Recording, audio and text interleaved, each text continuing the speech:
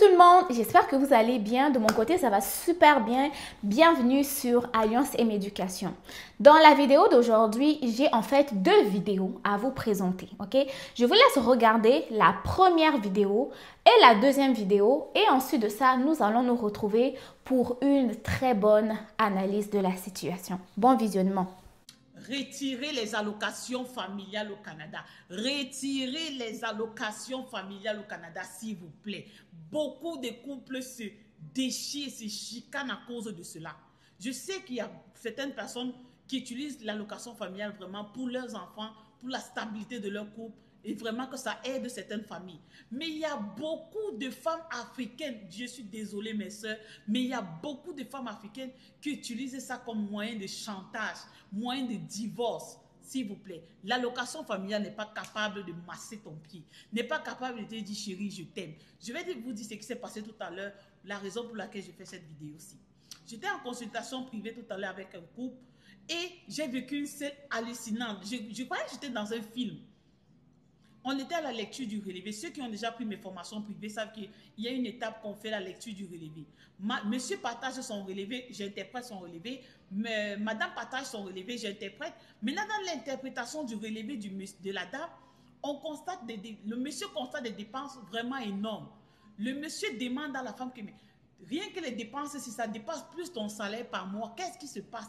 Ça a commencé des disputes et tout. Le monsieur a insisté qu'il veut voir le compte parce que depuis qu'ils sont ensemble, depuis qu'ils sont arrivés au Canada, le monsieur n'a jamais vérifié le compte des enfants.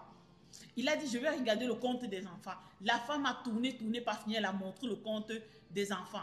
Le monsieur dit, 4 ans de cotisation que tu reçois, l'argent par enfant, 600. On a 3 enfants. Et je fais tout pour mes enfants dans la maison si l'argent des enfants est parti.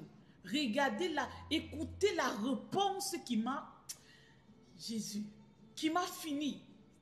La dame dit, si tu es fâché, je prends mes enfants, on s'en va de cette maison, on peut vivre avec les allocations familiales et mon salaire seulement, on n'a pas besoin de toi. Aïe! On peut faire ça? On peut faire ça? Donc tu veux quitter ton homme à cause des allocations familiales? L'éducation des enfants là, c'est les allocations familiales qui vont gérer ça. Le bien, tu ne quittes même pas pour des raisons, pour autre raison que l'argent. Non, s'il vous plaît, retirons les allocations familiales. Quand tu habites au Québec et que tu as des enfants, tu pourrais recevoir des allocations familiales pas mal généreuses de la part des 2 paliers de gouvernement. Et une façon d'en profiter encore plus, c'est d'organiser ton budget en conséquence et vivre avec un seul salaire pour la famille. C'est ce qu'a réalisé Vincent Morin, un gestionnaire en informatique qui a arrêté de travailler pour s'occuper de ses 2 enfants en bas âge. Ici, la coupe carrée. C'est la première fois que je vois ça. Vincent, papa à la maison en 2023, mais 2024, c'est spécial. C'est peu commun. Absolument. T'en es arrivé comment, cette décision-là? À partir du moment qu'on a eu notre premier enfant, ma femme et moi, on a réfléchi là, à qu'est-ce qu'on voulait pour nos enfants. Puis on est arrivé à la conclusion, dans le fond, qu'on voulait avoir un parent sur 2 à la maison avec les enfants jusqu'à temps qu'ils commencent la prématernelle. Ça a été ma femme pour les 3 premières années. Puis quand on a eu notre 2e enfant, on a décidé d'échanger les rôles. Donc ma femme est retournée à son emploi comme infirmière. Puis là, moi, je suis devenu parent à la maison. La décision n'est pas financière, mais comme je suis, moi, j'ai fait plein de calculs. Okay. Puis la conclusion était que ma femme n'aille pas travailler, ça nous donnait 5 000 $ net en moins. Donc, dans la fiscalité, tu t'es dit, le calcul n'est pas fiscal, mais la fiscalité m'aide. Nous avantage, oui. Est-ce que si les calculs fiscaux du gouvernement n'étaient pas si aidants, tu aurais pris la même décision? Oui, absolument. OK, oui. Vous, c'était une décision de cœur, oui. Décision de valeur, peu importe le prix, vous l'auriez assumé. Oui, exactement. Je fais une affirmation. Le Québec est le paradis fiscal canadien des familles. Est-ce que j'ai raison? Oui, on vit bien au Québec avec les familles. C'est pas parfait, là. J'entends des gens dire, moi, j'ai pas de place en CPE, j'ai pas ci, j'ai pas ça. Mais quand on se compare, le régime québécois d'assurance parentale est plus généreux que ce qu'il y a dans le reste du Canada. Les garderies à contribution réduite sont beaucoup plus répandues que ce qu'il y a dans le reste du Canada. Et dans matière d'allocation famille, bien, on a des allocations beaucoup plus généreuses que dans les autres provinces canadiennes. Quand on combine à celle du fédéral, au total, on a plus. Donc, Oui, il y a un soutien financier qui est plus généreux au Québec qu'ailleurs au Canada, et bien souvent même qu'ailleurs par rapport à la moyenne des pays de l'OCDE. Luc Godbout, professeur titulaire en fiscalité à l'Université de Sherbrooke. Si on a 2 enfants, là, un de 3 ans, un de 7 ans, on peut avoir jusqu'à 18 000 $ par année maximum. Puis c'est sûr que plus le revenu augmente, plus les prestations diminuent. En Ontario aussi, il y en a. Mais à 60 000 de revenu familial, ce qui n'est pas très élevé, en Ontario, ils ont 5 000 de moins qu'au Québec. Puis si on fait un exemple avec la Suède, par exemple, eux, là-bas, l'allocation ne diminue pas au fur et à mesure que votre revenu augmente, mais elle est toujours de 4 200 $ canadiens pour 2 enfants, même à 500 000 de revenus. Alors qu'ici, on a un gros 18 000 qui peut descendre comme ça jusqu'à 2 000 à 3 000 $ d'allocation selon le revenu. Donc, on a un impôt progressif et des allocations dégressives. Tout à fait. Vincent Morin, lui, veut rester encore quelques années à la maison. Il pourra ainsi profiter des allocations familiales, mais surtout du temps passé avec ses enfants. Mon bout de préféré, les calculs. J'ai demandé à Vincent de me montrer ses fameux tableaux de calcul. Et on s'est amusé à faire quelques simulations pour voir comment le salaire et l'épargne influencent le montant des allocations gouvernementales. Donc, on pourrait entrer 80 000 dans le calculateur. Mais là, vous allez épargner encore ou pas du tout? Dans le fond, le seul épargne qui va avoir un impact sur les allocations familiales, c'est le REER. Donc, ma femme, comme infirmière, elle cotise au RPA, là. REGOP. Mais en plus de ça, elle va mettre environ 5 000 $ de REER supplémentaire. Est-ce qu'on pourrait dire 10 000? On pourrait dire 10 000. Fait qu'on tomberait à 70 000 de revenus officiels pour le gouvernement parce qu'on épargne dans notre régime de retraite. J'aime ça, OK. Donc, t'as combien de revenus disponibles? 68 000. Donc, en fait, je vais gagner à peu près le même montant net que brut. L'impôt est de 5 600 au provincial, mais on t'envoie 5 000 $ d'allocation familiale. Exactement. Puis au fédéral, tu payes 4 900 d'impôts, mais on t'envoie 10 000. Oui. Je quitte la pièce. OK. Et si Vincent décidait de retourner sur le marché du travail? Disons que tu retournes dans un emploi puis tu réussis pas à te replacer au même prix. Mettons là, on te met 100 000 de plus, Oui. moins, mettons 20 000 d'épargne, 80 000 de plus. On te ramène à 150. Oui. OK? Là, tu as mis ton REER à 150 000. Là, ton revenu disponible, il est de 106 000 pour gagner 150 000. Donc, quelqu'un comme toi dont le coût de vie est faible, retourner travailler, c'est aller gagner beaucoup d'argent pour payer les autres. Oui. Est-ce qu'on décourage les familles d'augmenter leurs revenus? Techniquement, non. On a un système, a priori, qui pourrait dire qu'il est idéal. Tu gagnes plus, tu payes plus d'impôts sur le revenu. Tu gagnes plus, tu payes plus de cotisations au régime des rentes. Tu gagnes plus, tu as moins besoin d'aide de l'État. Mais le mix de tout ça fait en sorte qu'il arrive des zones un peu souffrantes où aller gagner 1 000 $ de plus, tu n'as pas beaucoup de plus de revenus disponibles dans tes poches. La zone sensible, là, qu'on appelle la trappe à la pauvreté, où c'est pas très rentable de vouloir aller gagner 1 000 $ de plus, se situe peut-être entre 42 000 jusqu'à 55 000. C'est là la zone la plus souffrante, là. Et donc, au-delà de ça, on se dit, bon, ça commence à être encourageant d'augmenter ses revenus. Oui, parce que quand on est en dehors de ces zones-là, quand on augmente 1 000 $ de revenus, il nous en reste toujours la moitié, au moins, dans nos poches. Mais dans cette zone-là de souffrance, là, que j'appelle la trappe à la pauvreté, il nous en reste pas beaucoup quand on décide d'aller gagner 1 000 $ de plus. Dans certains cas, il peut nous rester 200 $ du 1 000 $, des fois, il peut nous rester 100 $ du 1 000 $, des fois, il va nous en rester 300. Mais on est dans une zone où la rentabilité du travail est à son minimum. Est-ce que tu kickerais, papa? 1, 2, 3. Oh là là! C'est un beau kick, ça? Qu'est-ce qui te semble illogique dans le système? En fait, il y a plusieurs choses. Ceux qui ont des revenus plus élevés vont avoir une capacité d'épargne plus élevée.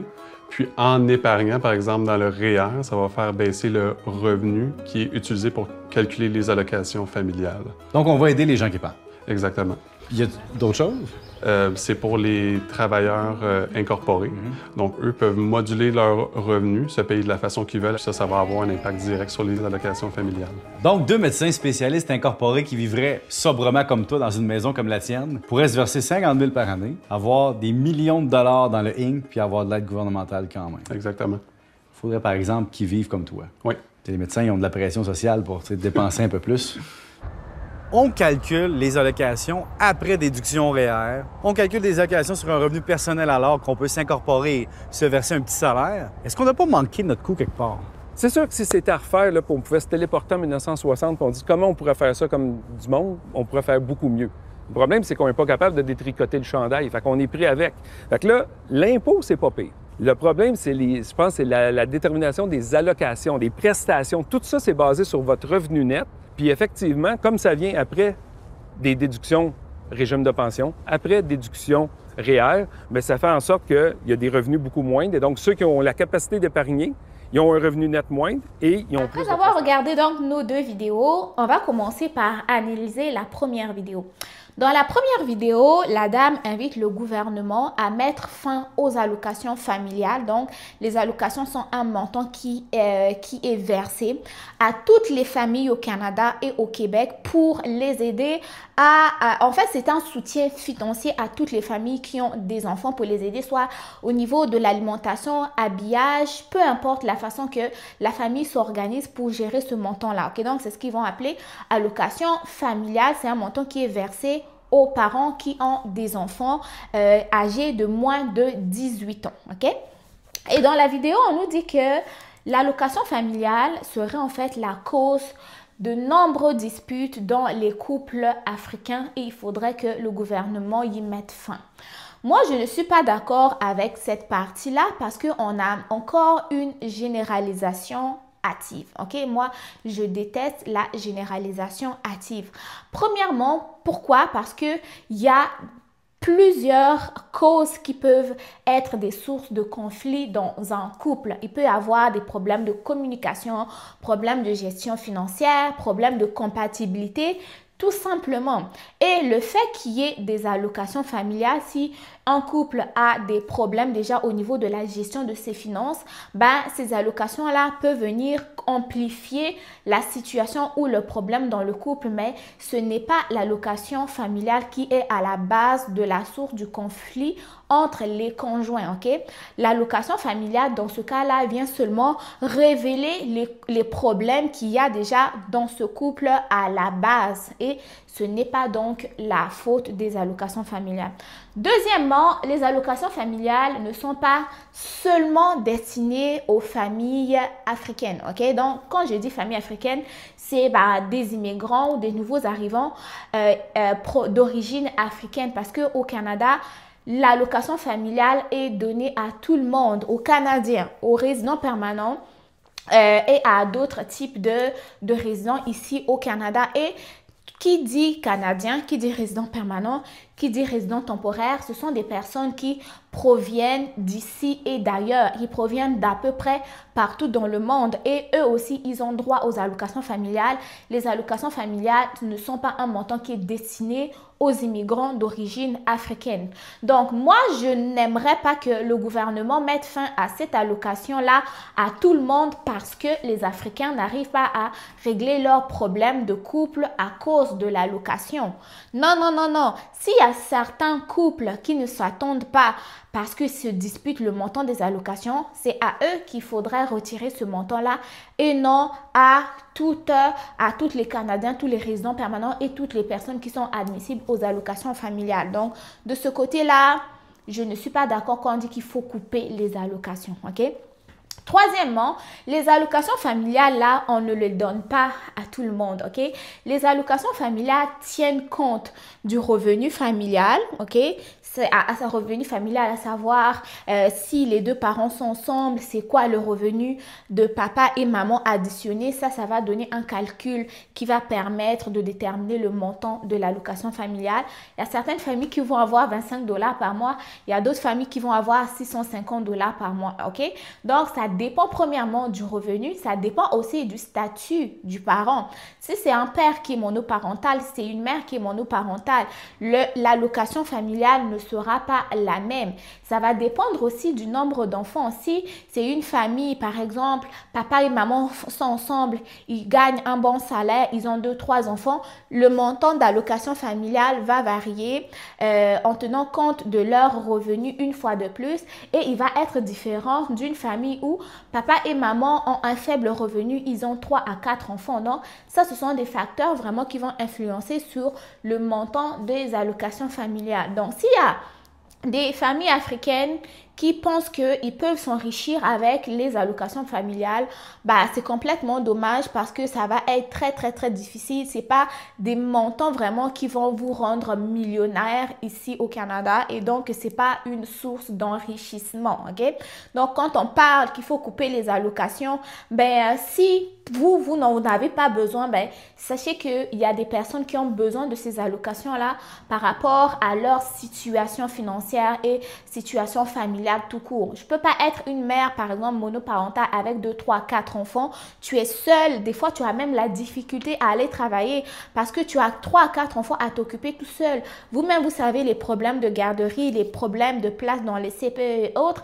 Il y a certaines familles qui sont obligées de rester à la maison pour pouvoir s'occuper de leurs enfants et heureusement qu'il y a cette allocation familiale-là qui contribue à les aider. Donc, quand on parle d'allocation et des problèmes causés par les allocations, il faut faire attention parce qu'il ne faut pas trop généraliser. Donc, il faut faire encore un peu plus attention aux messages qu'on véhicule un peu dans les médias. Peut-être que si certains couples ne sont pas aptes à pouvoir se gérer à cause des allocations, ben peut-être à eux, il faudrait les retirer, mais ne parlez pas pour les autres qui en ont besoin. Dans la deuxième vidéo, en fait, la deuxième vidéo et la première, c'est un contraste complètement, en fait, c'est deux situations complètement différentes. D'un côté, on se dispute à cause des allocations et d'un deuxième côté, en fait, on arrive à mieux gérer son foyer, mieux gérer son couple et ses finances grâce aux allocations. Donc, tout cela nous montre en fait que c'est une question de préparation, d'éducation financière et, comment on dit, d'intelligence tout simplement, ok?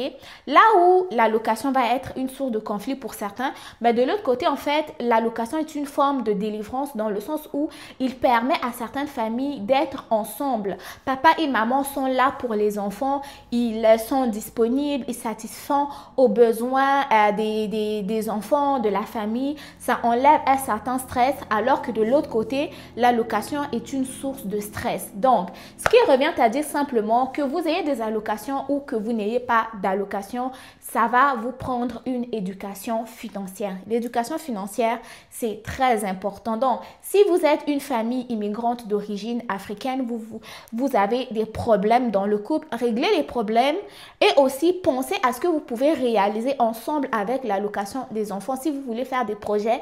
Mais sachez qu'à la base, c'est un montant qui est là pour vous soutenir à prendre soin de vos enfants, ok? Donc, prenez vraiment le temps de vous éduquer financièrement sur la gestion des allocations financières. Mais sinon, si c'est pour ce qui est du retrait, moi, je ne suis pas d'accord qu'il faudrait retirer l'allocation. Il faut plutôt qu'on vous enseigne à comment gérer les montants des allocations familiales. Si vous avez aimé ma vidéo, n'oubliez pas de liker, de partager, de vous abonner. On se retrouve très bientôt pour du contenu encore informatif. Bye bye!